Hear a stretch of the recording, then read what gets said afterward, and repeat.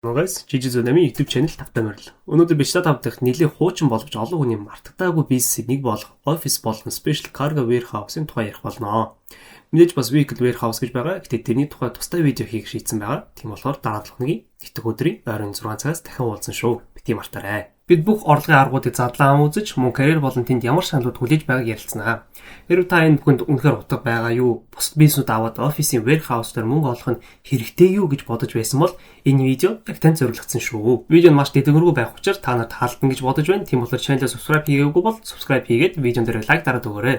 За одоо пэйжийн тухай итгэн сүгэн сонсоод эхэлцгээе. Штат онлайн доолт дуртай шинэ машин үйл хөдлөл авах гэтэл байнга мөнгө өрөхгүй байна уу? Тэгвэл манай пэйж ороод үзээрэй. Манайх бүх төрлийн консол, PC үйлдвэрүүдийн хурдан, хям чанартай бүсийг санал болгож байна шүү. Өдөржин гэрийн сууж байснаас манайхаас хямдхан бүст аваад хүссэн бүхнээ аваарай. Хэрэгтэй бүх линкүүд description-д байгаа шүү. За эхний хэлжид офис худалдаа авах нь ямар давуу тал өгдгийг ойлгоё. Ерөнхийдөө офис нь олон шинэ боломж функцүүдийг нээдэг. Гэхдээ энэ том санхүүгийн хөрөнгө оруулалт гэдгийг санах хэрэгтэй шүү. Шинэ тоглогчид мөнгө хэмнэхийг хичээж байгаа хүмүүсийн хувьд офисынд хэд үнэтэй байж хөгжлийг хурцлах биш харин удаашуулж магадгүй юм. Тиймээс эхлээд суурь зүйлсээ авч тогтвортой орлого бий болсны дараа офис авахыг зөвлөж байна. Оруулсан мөнгөө буцааж авах нь тийм ч амар биш шүү. Одоо офис худалдаа авахыг процессын тухай ярив. Тоглоомны 4 офис байдаг. Хамгийн хямд нь $1 сая, хамгийн үнэтэй нь $4 сая. Хэрэв штаб премиум мэдээжтэй бол офис нь үнэгүй өгдөг шүү. За, гэс офисын нэмэлт сайжруулалтын тухай яриа явчих. Гэхдээ офисын апгрейдууд нь орлогод ерөөсөө нөлөөлдөг шүү. Зүгээр л үзэнч болон гадна доторх байдлуудыг өөрчилнө. Тэр дөнгөж эхэлж байгаа бол эсвэл мөнгө багтаа бол дараа нь хизээч хамаагүй бүх сайжруулалтаа солиод явж болохоор санаа зовох хэрэггүй. Эхнийх нь декорац буюу офис дотор байдал ямархуу харагдгийг сонгож болох юм. Дараагийнх нь персонал буюу таны туслахыг сонгох хэрэгтэй.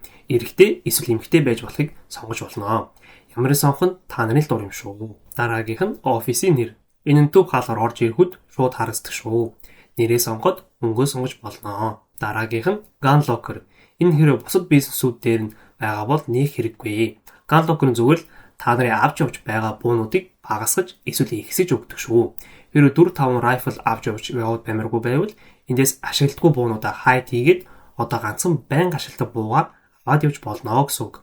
Минийх энэ ганцхан MK2 карбин л байдаг шүү. Safe нь Messi safe шиг хэрэг мөнгө байна. Хэрэг дотор нь их мөнгө хуримсалдаг зүйл гэх юм уу?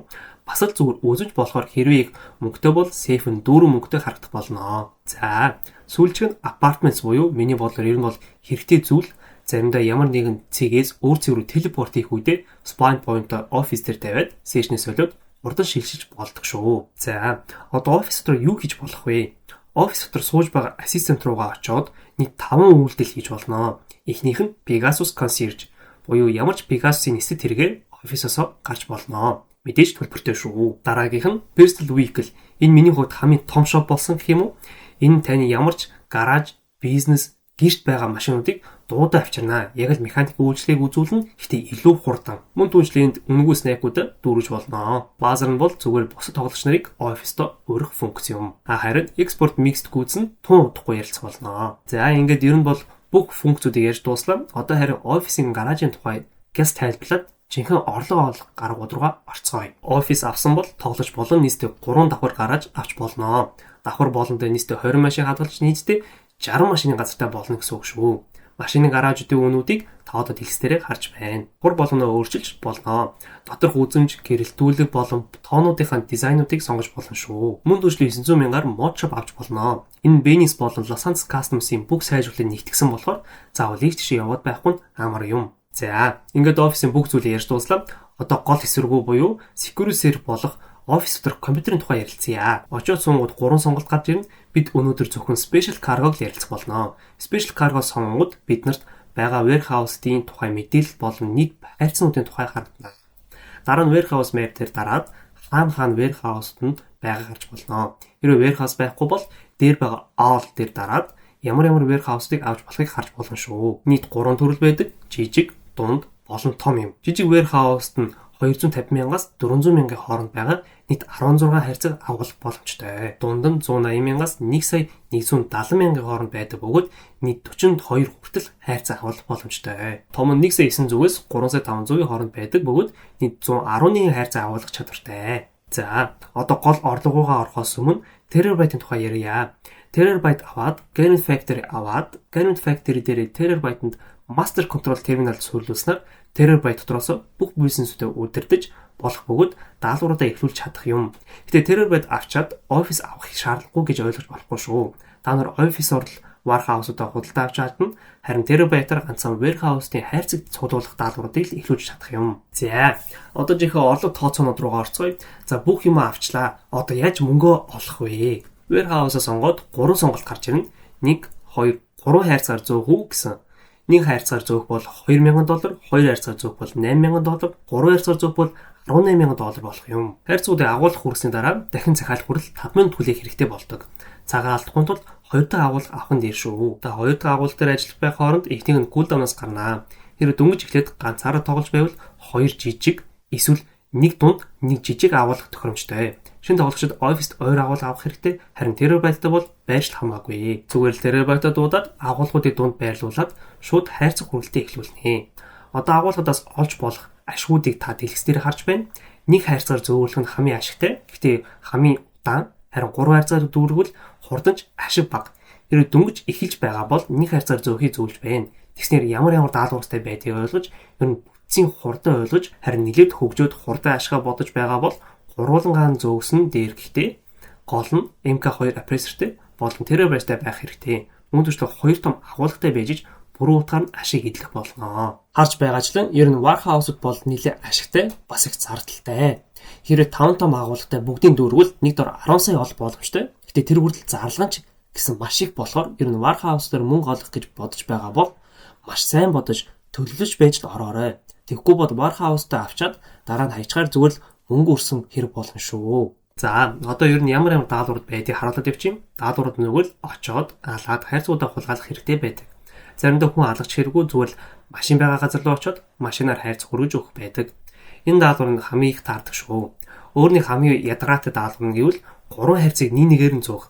Заримдаа цэг дээр очоод 3 хулгайж хайрцаг авч зугатаад тэднийг хөөгөөд хайрцагуудаа зөөх хэрэгтэй байдаг. Одоо хамгийн ядаргаатай нь заримдаа усан зэв гэж юулээд тэнс 3 хайрцаг зөөх бас хэрэгтэй байдаг шүү.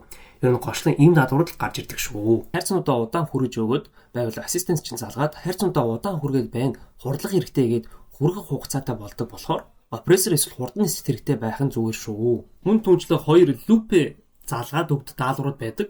Нэг нь хамгийн ядаргаатай бөгөөд маш их цаг эздэг усан доорх хайрцагууд авах юм. Эхлээд машины багажнаас хөрөө аваад дараа нь дайснууд байгаа цэг рүү очиж устгаад тэндээс усан доор амьсгалдан маск аваад дараа нь далай руу ороод тэнд байгаа дайснуудыг устгаад доошо шумбаад контейнеруудыг бэлж нээгээд ядаж байгаа тэдний 5 контейнерыг 3 битрт хэрэгтэй. Тийм болохоор Азаа туршна гэсэн үг шүү. Аз таврууд эхний 3 шууд хайрцагтай байна. Азгүй бол хамгийн холууд нь хайрцагтай байна. За дэлбэлж нээчээд дараа нь нэг агуулга руу хүргэж өгчөөд дараа нь дахиад тэндээсээ машинаар өөрийнхөө агуулга руу хүргэж өгөх хэрэгтэй. Хэрвээ энэ даалгавар гарч ирэх юм бол зүгээр л шууд сешнээ солиод байх хэрэгтэй. Гэтэ ганц удаа хийгээд үтсэн ч болно шүү. Хоёр дахь даалгавар нь хурдан ч гэсэн бас ядаргаатай. Автошоп дээрэмдэх. Энэ бас Лос Анжелест байгаа автошопыг дээрэмдэх хэрэгтэй. Очоод гадаа байгаа хүмүүсүүдийг холоос буудаад алаарай. Ер нь бүх дайснуудаа холоос буудаж алаад байгаарай. Эсвэл MK2 аппрессороор буудаж алсан дээр шүү. Яагаас ч юм энэ special cargo-нуудын дайснууд бүр хитрхи аяимтай хичнээн сайн тоглож байсан ч холоос лаалаарай. Тэг 5 км-ийн цаанаас шууд толгоороо буудаж эхэлтэй болохоор маш болгоомжтой байх хэрэгтэй шүү. За, эдрийг алаад орлоо. Тэнгүүд шууд та нарыг буулж эхэлнэ. Тийм болохоор эхлээд шотган сонгоод орж ирнүүгүй шууд буудаж эхэл. Хаасаагүй яагаад гэвэл та нар орж ирсэн цагта шууд өгөх болно. За чүүгээ дотор хүмүүстэй наллаа. Одоо би түлхүүр болох хэрэгтэй. Түлхүүр нь 3 газар байж болдог. Орж ирээд шууд баруун хан дээр эсвэл дээр 2 хаалгаар ороод байж болдог шүү. За түлхүүр авангууд дахиад 2 боц баамлагдана. Тэр хоёрыг унгаагаад машинаа нээгээд машинаа агуулх руу хүргэж өгөх хэрэгтэй. Замаараа аль болох дайснуудаа алаарай. Тэгэхгүй бол тэд нар та нараас хурдан машинтай бөгөөд шууд гүйцнэ. Шууд толгоор л буулж эхэлнэ шүү. Тийм болохоор энэ хэцүү. Тийм болохоор лупи залвал автошоп биш л бол шууд сеснээ сольсон дээр байдаг шүү. За, одоо ер нь та нар яг ямар зүйлүүд хулгайлаад агуулад байгаад харцгаая. Нийтдээ 11 бүтээгдэхүүн байдаг. Нэг нэгээр нь зурнаас нь харуулад явъя. Animal Materials, Art and Antiques, Bullion, Counterfeit Goods, Electronic Goods, Gemstones, Jewelry, Medical Supplies, narcotics, tobacco and alcohol, weapons and ammo. Заримдаа тусгай ховор ачаа гарч ирдэг. Нийт 6 ширхэг айтемууд байгаа. Эдгээр нь film reel, rare hide, golden minigun, ornamental egg, large diamond, rare pocket watch гэд байгаа. Эдгээр нь энгийн бараа хулгайлах даалгаврууд эхлүүлэх үед гарч ирдэг бөгөөд маш хурд тохиолддог шүү. Мөн төшлөө карьер бүтэн биелүүлэлт байгаа бол эдний бүгдийг цуглуулах хэрэгтэй. Гэтэ тусгай ачааг хагас пассив орлого болгож болно. Авах бүрд ажилтан байдаг бөгөөд тэдэнд хайлах боломжтой. Нэг хайлт нь 7500 гэдэг бөгөөд ажилтан заримдаа 1, заримдаа 2-3 хайрцаг авчирнаа. Энэ гар ажлыг багасгаж ажилтан 48 минут хайж байгаад босч ирдэг шүү. Дараа нь дахин явуулж болно. Би өөрөө байнга ажлуудаа ашигладаг бөгөөд энэ тогтвортой орлого өгдөг юм. Тоолонд байхгүй байсан ч буцаж ороход хайрцаг ирсэн байх боломжтой. Энэ маш тохиромжтой. Ихэнхдээ 1 хайрцаг авчирна. Гэхдээ 2-3-ыг авах магадлал бий. Мөн түлхэлтэй ажилтнууд нь спешиал айтемууд бас авчаад байдаг шүү. Тийм болохоор тэмч хэрэггүй зүйл биш байгаа биз. Одоо та дэлгэцээр ганцхан ажлуудыг ашиглан хэрэг ашиг олж болохыг харж ийм байдлаар агуулгуудыг байнга ажилуулж пассив орлого олж болно. Тийм болохоор логистикийг хэлбэрлэхийн тулд бүх агуулгуудыг нэг бүсд авах нь дээр шүү. Ерөнхийдөө энэ бис маш ашигтай. Мөн болон туршлага аль алинд нь сайн юм. Хурдан левел ахад тохиромжтой. Гэхдээ геймплейн хувьд уйтгартай шүү. Эхлээд их мөнгө хэрэгтэй, төвчээ шаардна. Гэхдээ тогтвортой орлого хүсвэл туршиж үзэх заавал хэрэгтэй шүү. За, одоо яриаг офис сонголтын тухай ярий. Офисоор дамжуулан орлого олох өөр нэг арга байдаг. Тэр нь миксд гүйцэх хөргөж өгөх юм. Энэ функц нь ямар нэгэн агуулга худалдан авсан дараа таны нарийн бичгээр нээгсдэг. Үндсэн санаа нь энгийн бараатай ачааны машиныг бомб руу хүргэх хэрэгтэй. Даалгавар нь ойролцоогоор 3-ын дөрвөлтөд бөгөөд амжилттай гүйцэтгвэл $50,000 авнаа. Хурдан бага хөдөлмөр мөнгө олох сайн арга юм. Мөн CEO болсноор та тусгай weak board биелүүлэх боломжтой болдог. Эдгээр шууд чөлөөсөөс эхлүүлж болно. Үүний тулд interaction менюг нээгээд Secure Save CEO хэсэг рүү орж weak board-оос хүссэн даалгавраа сонгоно. Нийт 17 даалгавар байдаг. Эхлүүлсний дараа танай байгууллагын бүх гишүүд хаан байх эсвэл хамааран мэдээлэл авнаа. Веб даалгаврууд мөнгө олох болон туршлага олох сайн арга боловч шагнал нь гүйцэтгээс хамаарна.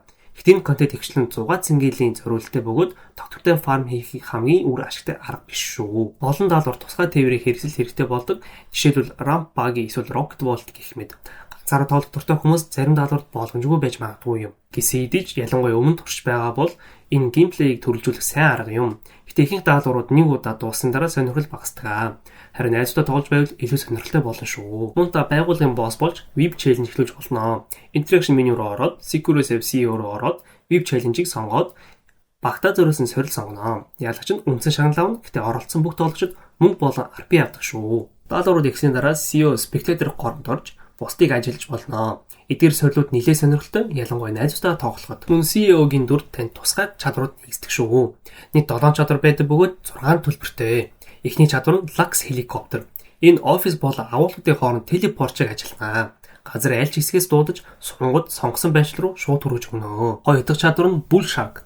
Идэвхжүүлэхэд 1 минутын турш таны хүч 2 дахин нэмэгдэнэ. Авдаг дэмэж багасж, өгдөг дэмэж нэмэгдэнэ шүү. Гуравт нь сумны нийлүүлэлт. Тэмч хэрэгтэй биш, учир нь interaction менюгаас шууд авч болдог болохоор. Дөрөвт нь хуйг нийлүүлэлт. Шууд full armor өгнө. Зарим үед хэрэгтэй. Тавтах нь Ghost Organization. Танай багийг 3 минут радар дээрээс нуух чадвартай. 6-ах нь Bribe Authorities. 2 минутын турш цагдаа үл тоомсорлоно. Гэтэ цагдаа руу буудвал шууд цуслагдаж 10 минутын кулдаун орно шүү. Сүүлийн чадвар нь Associate Tracking. Танай багийн гишүүдийг ажиглах боломж өгнө. Тийм чухал биш зүйл гэтэ зарим үед хэрэгтэй. Мөн түвшлийн тэрэлцэснээс төлбөртэй эсвэл үнэгүй тээврийн хэслүүд дуудаж болно. Жишээ нь та базарт худалдаж авсан бол үнэгүй болно шүү. За энэ ингээд ерөөхдөө ярьж болох бүх зүйл байлаа. Одоо хэрэг даашаа тавыг Enhanced PC version эсвэл Xbox Series XS PS5 дээр тоглож байвал career system нэгнэ. Ихтэй сонирхолтой мэт санагдаж дараа нь юу биелүүлэх хэрэгтэйг хараад хэдэн зуун цагийн гринд байгааг ойлгодог шүү. Жишээ нь Future Adventures in Finance and Field дотор дөрөвдөг шанал нь машин байдаг. Гэтэ авахын тулд маш их даалгавар биелүүлж эцэстэн тэр машиныг зүгээр худалдаад авсан надaalав хямд бөгөөд амар санагцаа. Гэтэ яагаад биелүүлж болохгүй гэж. Эхний шагнал нь Secure Save mic юм. Онцгой зүйл зөвхөн карьерээр авнаа. Нөхцөл нь маш амархан. Organization CEO болох хэн нэгний байгууллагад өрөх нэг VIP ажил хийх хэрэгтэй. Хэдэн минут дотор хийгдэн шүү. Дараагийн шагнал нь Flying Brown нохойтой цув юм. Магадгүй заримд нь таалагдаж ихэнх тоглогчид өмсдөг вэ. Үүнийг авахын тулд янз бүрийн бараа бомб руу экспортлох, тусгай ачааны агуулгатай болго тэр агуулгатай ачаа цуглуулах. Ялбарч сэтгэл сул үлдээнэ. 3 дахь шанал нь улбар шар султай хүрэм юм. Бас л амтны асуудал. Түүнийг авахын тулд бүх төрлийн ачаа цуглуулах хэрэгтэй. Ажлуудыг авчирсан гүйцэж бас орно шүү. Нэг удаа 111 хайрцаг зарах хэрэгтэй. Том агуулгыг дүүрэх хэрэгтэй гэсэн үг. 5 өөр VIP ажил хийх хэрэгтэй. Анхаарах зүйл нь өөр байх ёстой шүү. Хамгийн сонирхолтой бөгөөд эцсийн шанал нь алтан Windsor Cabriolet юм. Энэ бол вау гэж хэлж болно. Машин үнэхээр гоё. Алтан хөлбөрийн GTA 4-ийн Ballad of Gay Tony-д гардаг машинтай холбоотой. GTA Online дээр ч гэсэн богино хугацаанд гарцдаг жин Cellular-д худалдаж авахд кассет гарч ирдэг шүү. Гэтэ авах нөхцөл нь маш хэцүү. Авахын тулд 10 өөр VIP work болон VIP challenges биелэх хэрэгтэй. Гол нь өөр байх хэрэгтэй шүү. 6 special item-д цуглуулах хэрэгтэй. Мөн өмнөдтэй адил ажилтны цуглуулсан байсан ч болно. 250 удаа хайрц цуглуулах хэрэгтэй. Эцэст нь хайрцуудаа зараад 50 саяг олох хэрэгтэй. Тиймээс хэрэг энэ машиныг хүсэж байвал Legendary Motorsport сайтаас $900,000 шууд авсан дээр шүү. Ямар ч зээсгүй өөдөргүү гэрид хийх шаардлагагүй. Тийм ээ. Энэ карьерийн шаналд арай сонирхолтой. Ялангуяа алтан Windsor гэхдээ бүх карьерийг дуусгах шаардлагагүй. Хэрэг дараа нь карьерээ дуусгавал худалдаж авсан машинаа зарж карьерийнхаа машиныг үлдээж болно. За, ингээд надад хэлэх зүйл дуслаа. Хэрэг видеод хэрэгтэй сонирхолтой байсан бол лайк дарж чаналаа заавал subscribe хийгээрэй. Ингэснээр YouTube манай видеондыг илүү их чадвар тоглох хүмүүст үзүүлэх болно. Мөн түшл одоо хүртэл яаж warehouse-аар ашиг олж болохыг үнддэггүй найз руугаа явуулаад өгөөрэй. Өөрийг гэрэнтлэх зүйлтэй болог. За та нартай жижиг зүүнээ админ байлаа. Баярлалаа. Баяртай.